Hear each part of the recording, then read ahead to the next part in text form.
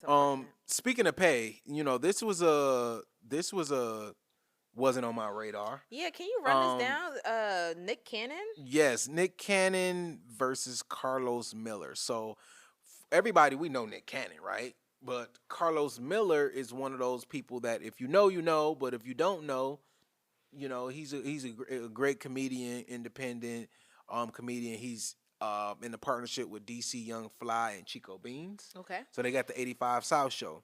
Now, a lot of people know him for being on Wildin' Out. Okay. Wildin' Out is co-founded and owned by MTV. Nick Cannon. Oh yeah, yeah. Yeah, but through MTV, TV. through the powers that be or whatever. Um, so Nick Cannon, he's doing his chitlin circuit, going around on the podcast. You and this Nick Chicklin circus. Nick Cannon stay on the podcast, right? Mhm. So shout out to Nick, that's my guy. Mhm. Um, I actually really do like Nick. yeah, I like Nick Cannon, man. So he's on the Club Shay Shay podcast. So Shannon Sharp messy, right? Shannon Sharp gonna ask him about the Carlos Miller situation in 85 South. Mhm. So Nick Cannon said, the way I feel about Wildin' Out, no one's ever fired. It's an open door policy, so we played it up where, he said Nick fired me, and I was like, yeah, I did, but I had nothing to do with it. But in that sense, I'm damn sure I damn sure made sure that Carlos, was made whole, came back, whatever. So essentially, what happened behind closed doors is Carlos Miller alleged, and Carlos Miller clapped back at this. So I'm kind of paraphrasing what happened with Carlos Miller, but Mm. Carlos Miller clapped back and said, "That's right. He don't fire nobody." Saying Nick Cannon don't fire nobody. He gets other MFers to do it and act like he don't know shit about it. Mhm. So essentially, what he's accusing Nick Cannon of is playing the corporate game. Mhm. So Nick Cannon's Nick Cannon's the boss. Remember, I told you the boss don't never want to seem like the bad guy. This happens in corporate all the time. When you get a raise, you get a bonus. When you getting time off, the boss gives you and send you that email. When you getting demoted, when your time is getting cut, they blame it on HR. They have a VP or Yeah. executive, somebody come do it. So he's basically saying when it's time for Nick to make a hard decision, he sends the white folks in, do his dirty work, and act like, oh man, you my guy, Carlos, or you my guy, DC, or you my guy, put anybody name in there, and plays this corporate game, but everybody behind closed doors know Nick Cannon is the one that even if he's not making the whole decision, Mhm. he has a huge influence on what goes on. So to act like you didn't know Carlos was about to get fired Mm. or XYZ person was about to get fired is you kind of full of, you kind of rubbing people the wrong way, which is what Carlos is saying. So Carlos even went and clapped back on some more. So let's read those. Um, I wasn't gonna say blank, but they keep bringing up. He cussed so much, I can't keep cussing. Yeah. So I wasn't gonna say blank, but they keep bringing up blank to try to make me look crazy. Got the whole black community think I did some blank to these folks. I wasn't just a nigga at work. This ain't gonna let hold MFers. handle me any kind of way. So basically, Carlos is saying like, "Hey, like I'm not about to let nobody play me in my face." And he accused some of the other people that's on the executive or production team. He accused them of essentially stealing writing credits. So like Carlos Mm. write a good joke, say it on there, and then they'll get credit or they'll get credit for a lot of this Mm. stuff. And it's like they didn't write this, they didn't do that, Mm. they didn't come up with the idea. But so they was kind of stealing these ideas from Carlos.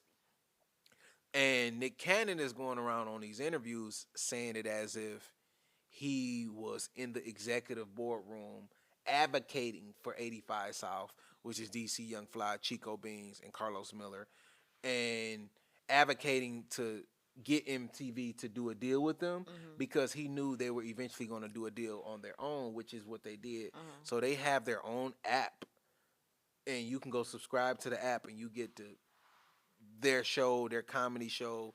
You get access to their tickets. They tour all the time. Mm-hmm.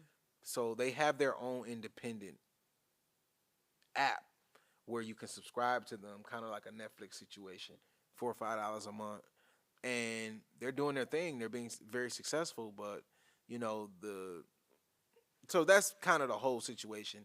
Nick Cannon is playing that corporate. Well, here's the thing. I understand what you mean by what if Nick Cannon is just throwing a rock and hiding in his hand. Yeah. He has more, not just more influence that he's trying to portray, but what if he has more information that he's trying to Correct. portray? Like, oh, I just knew nothing about this. I didn't get wind at all of any of this. Yes. Because at the very least, right, you could do is say, hey, like, you know, you got your affairs in order. Yeah. But I'm a little skeptical of how much in bed, quote unquote, Nick Cannon is with MTV and the powers that be, because remember, they fired him from his own show. Well, that's because he said, well, okay, there's a big distinction. They didn't fire him from the show. They just took the show. told him. They just took the show off air. Okay. So They took the show off air.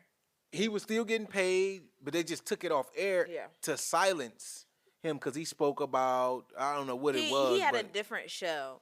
But the point I'm making is, I don't know how buddy, chummy he really is with these people who took his show off the air. Plus, I remember DC Young Fly saying that MTV, once they took what's it called, Wildin' Out off the air, that they offered DC Young Fly his position, Nick Cannon's position as lead of the sketch comedy show.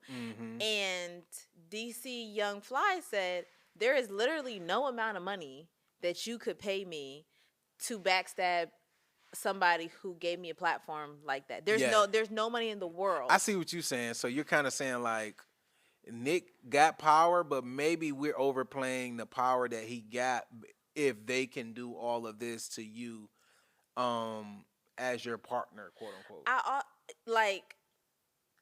I don't know if we're overplaying it, but there has to be a healthy amount of distrust that Nick Cannon has with the higher up. So I feel like Karlous is kind of saying like, no, you're one of them. And I'm like, is he? But here's the problem though, because he's the problem with Nick Cannon is he's talent and he's the boss.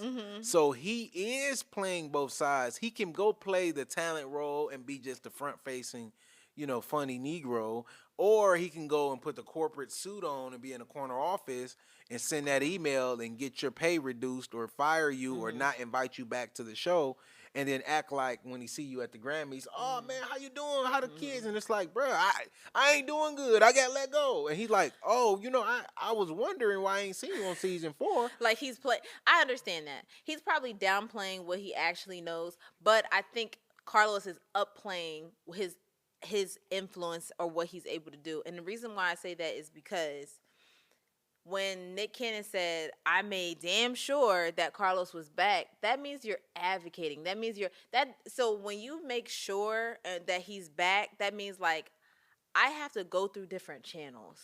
You know what I mean? It's not like, oh, I just slam the gavel down and what I say goes. It's like, no, I have to, and that's what some people don't understand about business though. Like it's not a situation where one person has all the power. There are several channels that need to be taken into consideration, because they could have said, hey, Nick, Karlous not good for business. I know, but it could be a situation too though where Nick has, okay, let me try to say this and articulate.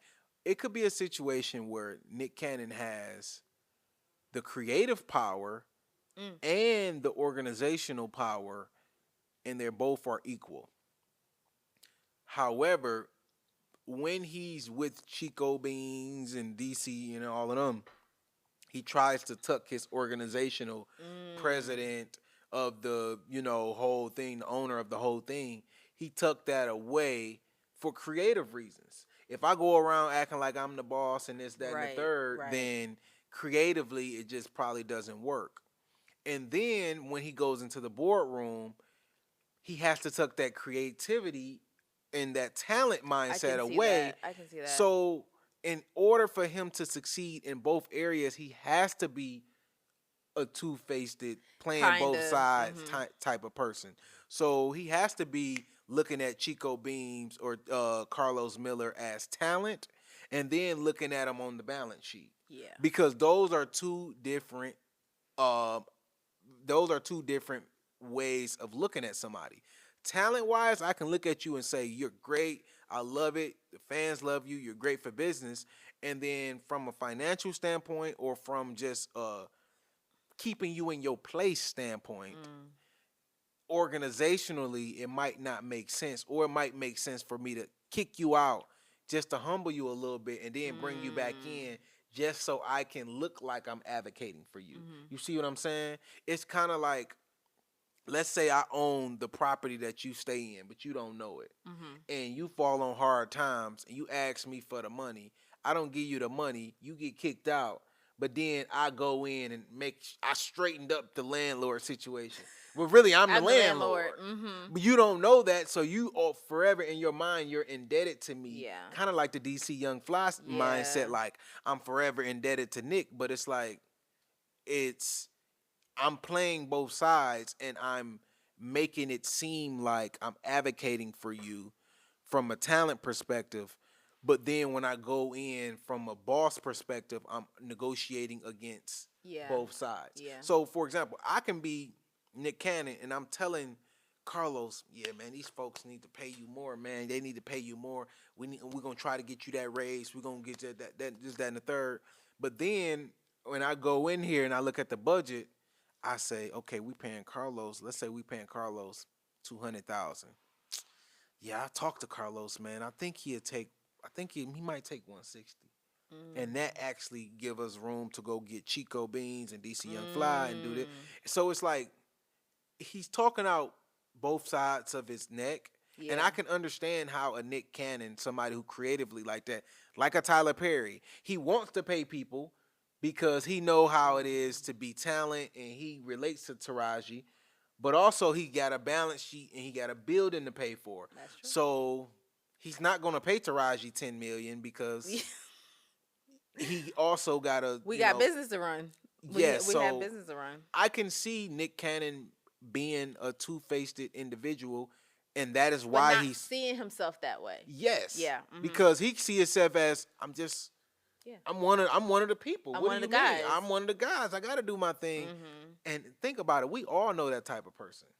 We all know the corporate person that when they with their white buddies or when they corporate, they button up. They don't Yeah. even speak to you. You like, Mhm.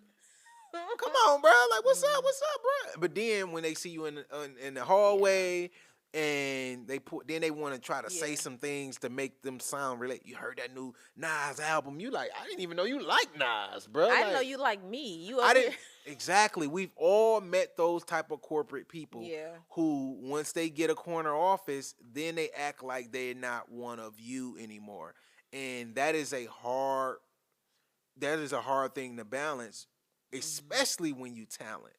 Because creatively, it's just not going to work if Nick Cannon walk around in a suit like he's the boss. Yeah.